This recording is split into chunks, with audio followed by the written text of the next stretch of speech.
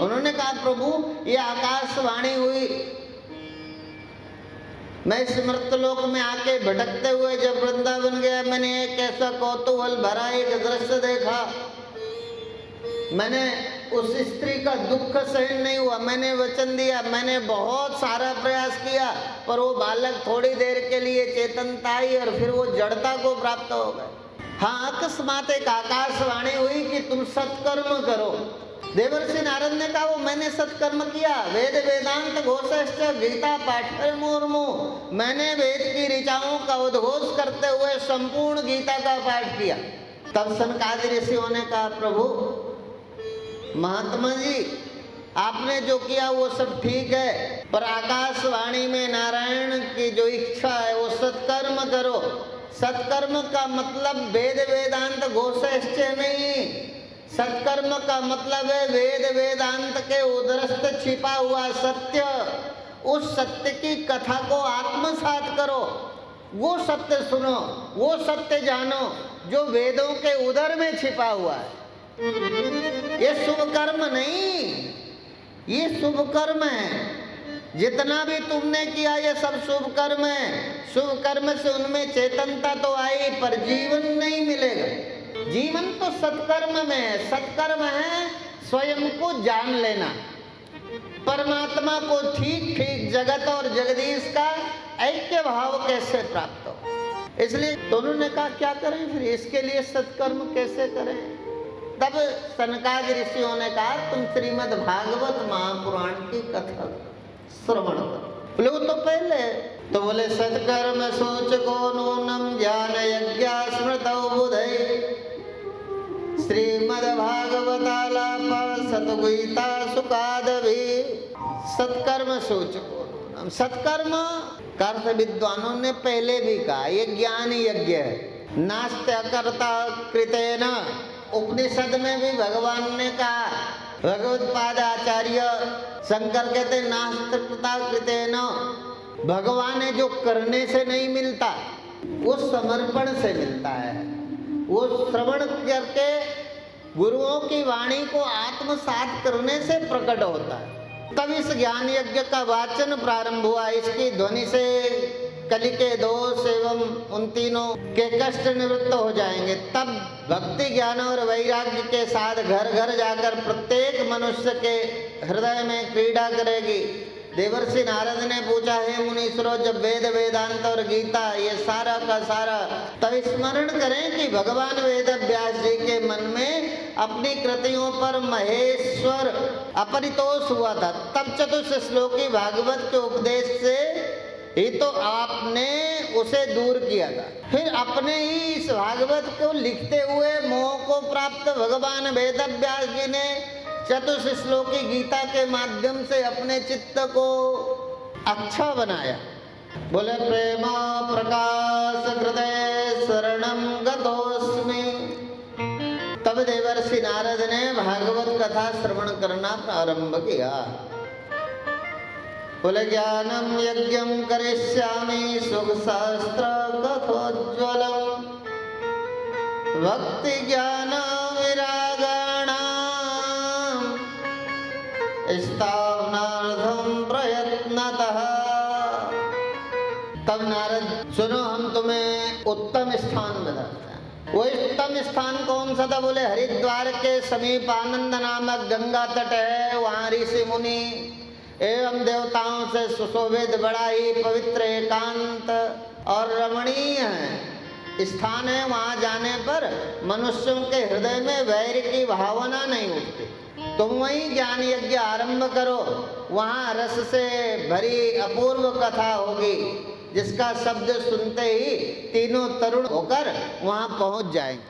सूत जी महाराज कहते हैं सौनक जी ये कहकर सनकादि महर्षि नारद जी के साथ गंगा तट पर गए।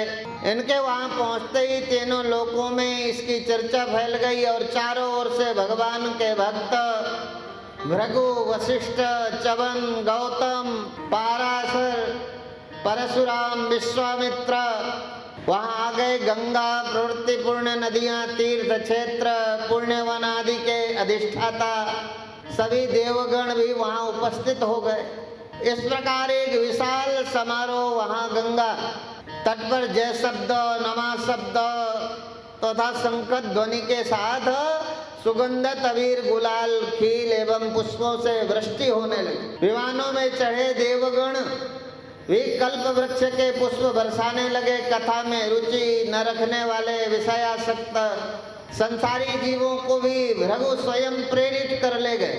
इस प्रकार जब सभी स्थिर चित्त होकर कथा श्रवणार्थ अपने अपने आसन पर बैठ गए, तब चारों कुमारों ने ज्येष्ठ श्री सनत कुमार ने भागवत का महात्मा कहना आरंभ किया। भागवत के आरंभ में ज्येष्ठ भ्राता सनत कुमार कहते हैं, सदा सेव्या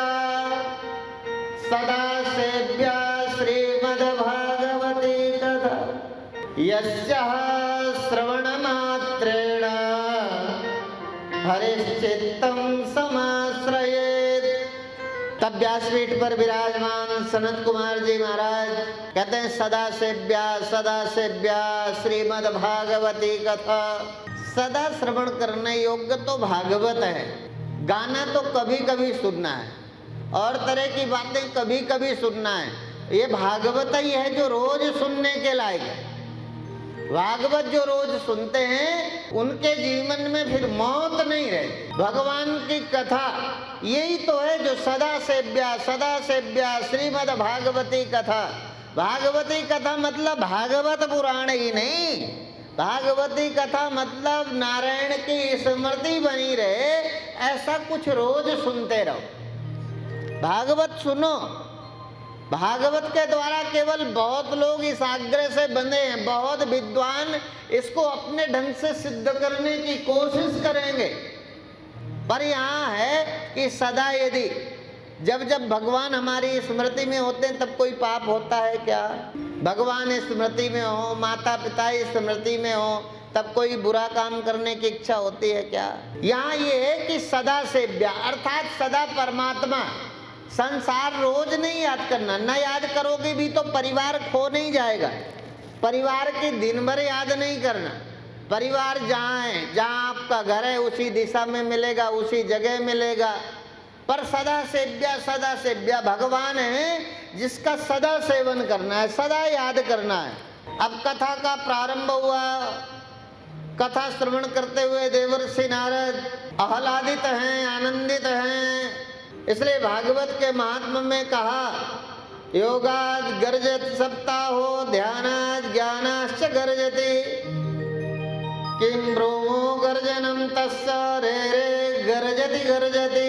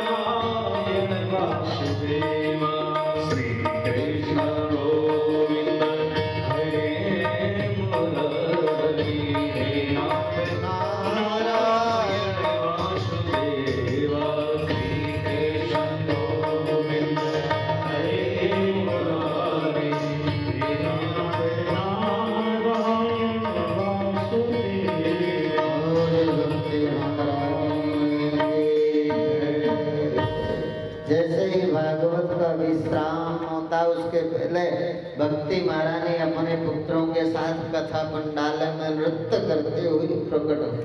तब सप्ताह कथा में भगवान का प्रादुर्भाव, धुंधकारी गोकर्ण का उपाख्यान।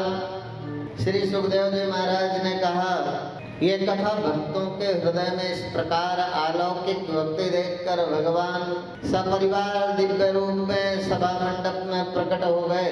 भगवान का दर्शन पाकर सबका हृदय प्रफुल्लित हो, चारों ओर आनंद का सागर उमड़ पड़ा। जय जयकार होने लगी। ध्वनि संखत ध्वनि से आकाश गूंज उठा।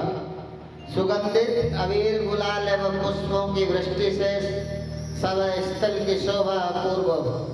इसलिए भागवत के महात्मा में भगवान वेद व्यास जी ने लिखा, ये मानवा पाप कृतस्तु सर्वदा सदा दुराचार रता विमार्गा क्रोधाग्नि दग्धा कुटिलाश्च कामिना सप्ताह यज्ञेन कलो पुनन्तिते। ये भागवत नहीं है, ये भागवत का महात्मा कैसा बोले, ये मानवा पाप कृतस्तु सर्वदा, दुनिया में चाहे जितना पाप कर लिया हो, पर यदि पूर्ण समर्पण भाव के साथ हम भागवत की शरण में चले जाते हैं, पूर्ण समर्पित भाव के साथ हम भगवान की सत्ता को हृदय में स्वीकार करते हैं, तो सदा दुराचार रता विमार्गा, रात दिन पापों में आकंठ डूबा हुआ ये मानो, क्रोधाग्नि दग्धा कुटिलाश्च कामिना, कामनाओं से भरा हुआ ये मानो, क्रोध की अग्नि में भले कितना जल रहा हो, पर भागवत की शरण में आते ही वो तृप्ति और शांति को प्राप्त हो जाए। ये भागवत अनेक तरह के पापों से मानव को पवित्र करती है। हम मनुष्य जन्मे, किसी का हमसे दिल ना दुखे ऐसा नहीं हो सकता। हम जन्मे हैं, व्यवहार काल में कोई हमसे सुखी होगा, किसी को हमारे द्वारा दुख भी पहुंचेगा। इसलिए ये सारा कुछ होगा उसी के परिमार्जन के लिए तीर्थ, भजन, धर्म, अनुष्ठान सब बनाए गए थे एक दूसरे के पूरक। ये पाप है तो ये पुण्य है ना? ये पाप है, पता है ये पाप हमसे हुआ है, तो इस पाप के विसर्जन के लिए, पाप की मुक्ति के लिए ये पुण्य है। दूसरा पता है, तो यदि कोई पाप हो गया है तो एक पुण्य कर दो, पाप बराबर हो जाएगा। बैलेंस तो बनाना पड़ेगा ना जीवन में। जीवन को यदि आनंद से जीना है, यदि एक गाड़ी भी हमें दौड़ानी हो, रोड में ठीक सफ़र करना हो, सुखमय सफ़र करना हो, तो गाड़ी के चारों पहिए ठीक होंगे, बैलेंस ठीक होगा। अब ऐसा तो नहीं है आगे का इंजन का वजन बीच में रख दो फिर गाड़ी ठीक चलेगी, है ना? तो सारा वजन चारों चक्के गाड़ी के सब में वजन बराबर डालना हो। हम मनुष्य हैं तो हमसे पाप भी होगा, तो फिर हमारे बदले में पड़ोसी पुण्य करेगा तो हमारे पाप दूर होंगे, ऐसा नहीं। हम ही से पाप हुआ है तो हम ही पुण्य के द्वारा इस पाप को बराबर करेंगे। हमसे जो गलतियां हुई हैं उन गलतियों को ठीक करने के लिए हम ही कुछ अच्छा करेंगे ना। इसलिए बहुत तरह के पाप होते हैं इस दुनिया में, और उन पापों के विसर्जन के और भी साधन बताए भगवान वेद। भगवान वेद व्यास जी कहते, पंचोग्र पापा छल छन्म कारिणा पूरा पिशाचा इव निर्दयाश्च ये ब्रह्मा स्वपुष्टा व्यभिचार कारिणा सप्ताह यज्ञेन कलौ पुनन्तिते। चलो पाप हो गए हैं, पाप ना हो ऐसा हम नहीं कहते। हम पैदा हुए हैं, मनुष्य हैं, पाप हो ही जाते हैं, पर पापों के विसर्जन का साधन भी तो है। यदि हमसे किसी को दुख पहुंचा है तो हम उसे सुख भी तो बांटना शुरू करें ना। कई दफा हम सफल होते हैं तो सबको दुख ही बांटते रहते हैं, हम सुंदर होते हैं तो सबकी उपेक्षा ही करते रहते हैं। ये जो हमसे हुआ है ये अनेक तरह के पाप, अनेक तरह के पापों के साथ पंच महापाप भी हैं। बोले ब्रह्मग्नश्च व गोग्नश्च शरणतेयी च मद्यपा तत्संसर्गी पंचमश्च उग्र पापा प्रकीर्तिता। बहुत तरह के पापों का विसर्जन नहीं, पंच महापाप, इस महापापों से भी मुक्ति मिल सकती है। पर कहते तत्संसर्गी पंचमश्च उग्र पापा प्रकीर्तिता। कम से कम पापियों से दूरी बनाए। हमें अच्छा बनना है। हमें यदि प्रहलाद का जीवन अच्छा लगता है, हमें ध्रुव का जीवन अच्छा लगता है, हमें भगवान कृष्ण का जीवन अच्छा लगता है, हमें राधा रानी का जीवन अच्छा लगता है, हमें गार्गी अच्छी लगती हैं, हमें माँ मदालसा की स्मृति आती है, तो हम उनके जीवन को देखें ना, वो कैसे जिए, कैसे आज स्मृति पटल में बैठी हुई माँ मदालसा को लोग याद करते हैं। माँ मदालसा नहीं है, पर आज भी हमारे मन से आज तक माँ मदालसा मरी नहीं, हम सबके हृदय में जिंदा है। आज वो गार्गी मरी नहीं, हम सबके हृदय में जिंदा है। आज वो मीरा मरी नहीं, हम सबके हृदय में जिंदा है। हम आज भी मीरा का स्मरण करते हैं। अपनों को भूल गए, हमारे अपने कितनी पीढ़ी याद है। हम जो नहीं है वो धीरे धीरे अपने मन को ठीक करना, इस तरह के पंच महापाप तो आप जानते होंगे, पिछली कथाओं में भी चर्चा किया है। पुनरावृत्ति इसलिए नहीं करते कि हमारे को कथा करने में कोई दिक्कत है, पुनरावृत्ति इसलिए करते हैं कि कुछ नए लोग होंगे और कुछ सुने सुनाए भूल गए होंगे। जिनको पंच महापाप याद हैं क्या किसी को? हमें भूलने की आदत है, हम भगवान की कथा भूल जाते हैं। पर पड़ोसी ने हमें 5 साल पहले गाली दी थी, वो याद है आज। छाती जलने के जितने काम है वो सब याद रखते हैं। जिससे छाती में ठंड पड़े वो सारे के सारे भूल जाते हैं, है ना। इसलिए वो पंच महापाप कहते हैं ब्रह्मघाती, गोघाती, गौ हत्या करने वाला, सुवर्ण चोरी, सोना चोरी करने वाला, मदिरा पीने वाला। अब इस समय कथा गप लगेगी, चूंकि मदिरा हमारी लाइफ स्टाइल का स्टैंडर्ड बन गया है ना। हमारी लाइफ स्टाइल में मदिरा, शराब लागू है ना। बहुत लोगों के, ज्यादातर लोगों के लाइफ स्टाइल में मदिरा शामिल हो गई। ये महापापों में आता है। महापाप इसलिए कहते हैं कि मदिरा पीने वाले, भगवान द्वारिकाधीश के वंश में जन्म लेने वाले मदिरा के शिकार हुए, सबके सब मारे गए। भगवान ने सोचा इनका जिंदा रहने का। भगवान कृष्ण ही एक ऐसे अवतार हैं जो धर्म संस्थापनार्थ आए, जो धर्म की स्थापना के लिए अपनी आंखों के सामने अपने परिवार को अपनी इच्छा से ऋषियों के द्वारा श्राप दिलाते हैं और अपने परिवार को मार देते हैं। धर्म कितना महत्वपूर्ण है कि स्वयं द्वारिकाधीश अपने परिवारी जनों की मौत को स्वीकार करते हैं धर्म की स्थापना के लिए। कई लोग तो कथा करते हुए भगवान कृष्ण के परिवार का सहारा लेकर भगवान कृष्ण पर व्यंग कर देते हैं। वो इंटरनेशनल कथाकार हैं, बड़े हैं, उन्हें उनके अनुयायी अधिक हैं, उनके पास धन बहुत है, इसलिए बोलने को जो चाहो बोलो। पर भगवान कृष्ण ही एक ऐसे अवतार हैं जिन्होंने अपने परिवार के प्राणों की आहुति धर्म रक्षा के लिए करा दी। अर्थात शराब से जीवन नहीं मिलता, शराब से शांति नहीं मिलती, शराब कभी न कभी, इसलिए शराब को महापापों में गिना गया। पर महापाप जब हमारे जीवन में शामिल है, इस महापाप से कैसे बचेंगे? तो कितने हैं, कितने गिना दिए? ब्रह्मघाती, गौघाती, गाय की हत्या।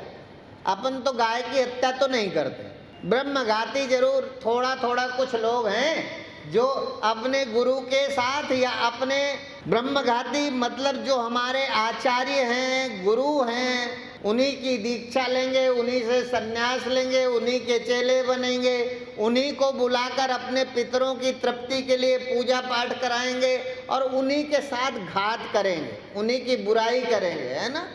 उन्हीं की बुराई करते हैं। जिनको हम अपना गुरु मान लिए, जिनको हमने अपना आचार्य मान लिया, ऐसे लोगों की बुराई करके उनका, इसको कहते हैं ब्रह्मघाती।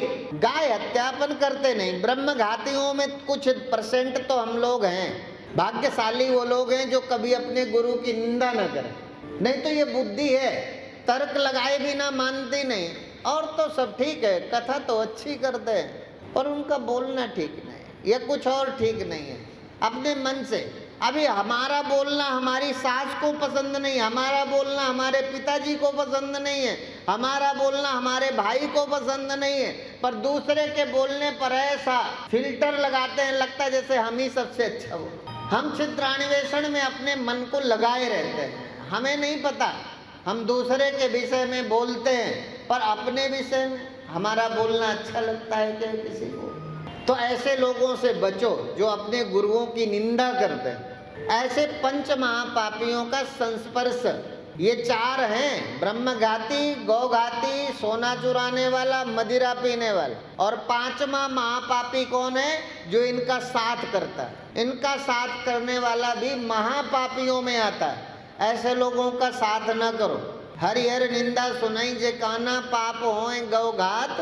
अपने गुरुजनों की निंदा सुनने वालों को गौ हत्या जैसा महान पाप लगता है। यह तो गुरु बनाओ नहीं, गुरु करो जान के, पानी पियो छान के, जब तुम्हें तसल्ली हो जाए तब गुरु बनो। जल्दी क्या जरूरी है? अभी तुम कथा से प्रभावित हुए गए, सुबह मंत्र मांगने लगे।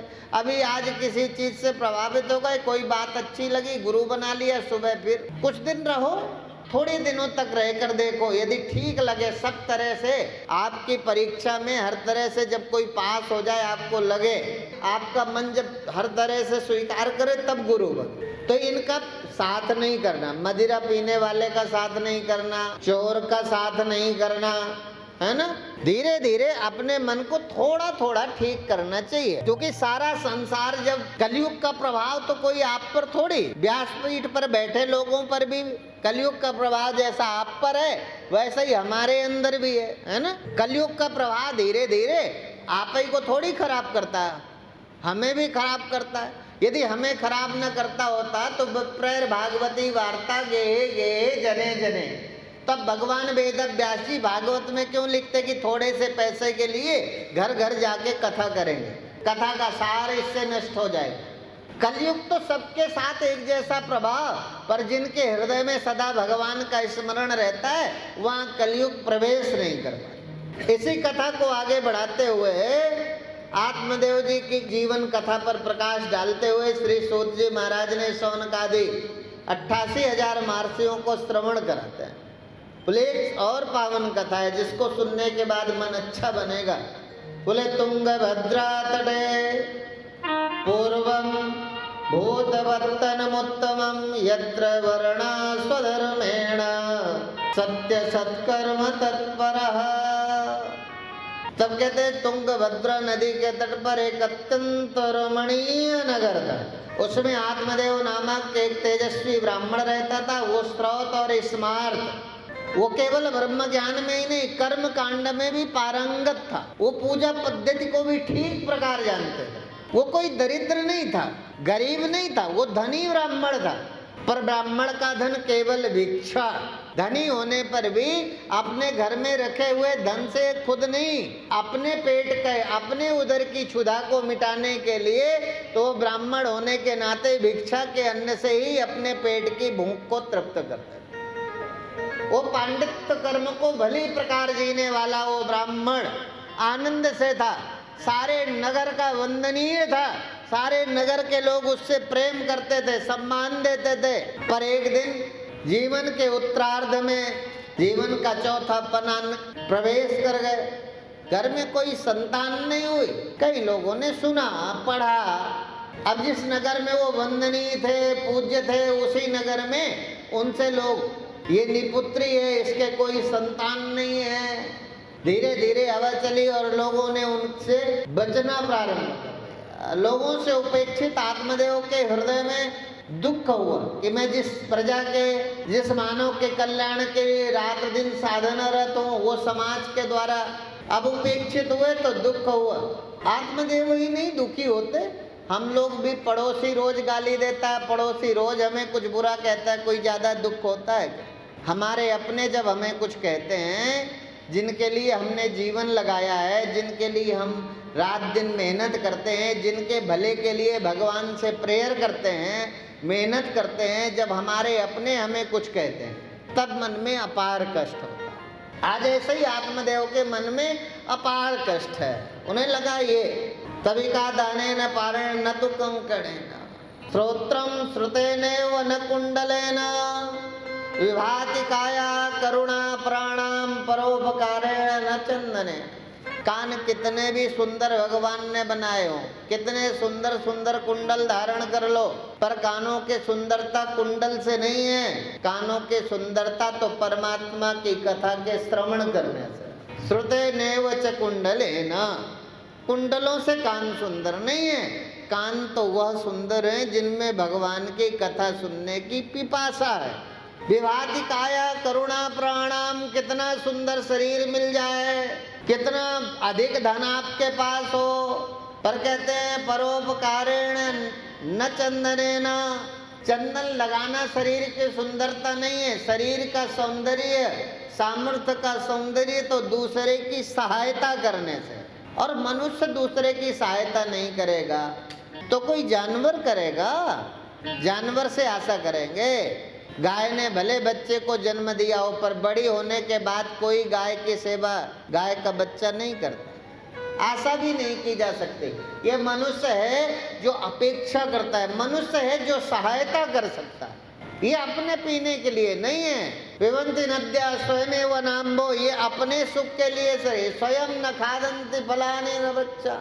सोचो यदि वृक्ष सारे फल खुद खा लेते होते तो आपको एकादशी के व्रत में एप्पल खाना होता तो कहाँ से मिलता, फलाहार कैसे करते, कर लेते ना। यदि सारे वृक्ष अपना फल खा लेते तो हमने तो वृक्षों से नहीं सीखा। ये वृक्ष जड़ जाति के होकर भी समाज के लिए ऐसी उदारता इन वृक्षों में, समझ नहीं है अलग बात है, पर यदि ये समझ होती और अपने फल खा लेते तो हमें मिलता क्या। पर बिना कुछ खाए वृक्ष फल देते हैं क्या, कुछ तो खाते हैं ना, पर अपना कुछ देते हैं।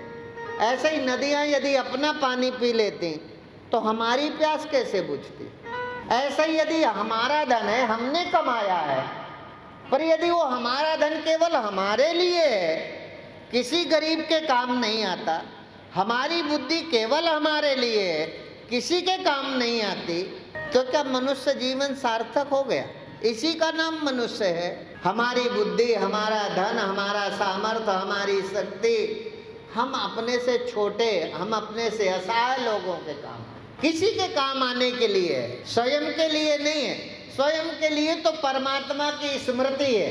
स्वयं के लिए यदि कुछ करना है तो स्वयं के लिए हरि स्मृति सर्व विपद विमोक्षणम, परमात्मा की याद करो, जीवन में कोई आपत्ति नहीं है। परमात्मा से बड़ा चमत्कारी कोई इस दुनिया में नहीं है। आज आत्मदेव जी अपनों के द्वारा दुखी हो गए, घर से निकल गए, लगा अब आत्महत्या कर लें, अपने ही द्वारा उपेक्षित लोगों के बीच जीने की इच्छा खत्म हो। तब वो वन में गए और वन में गए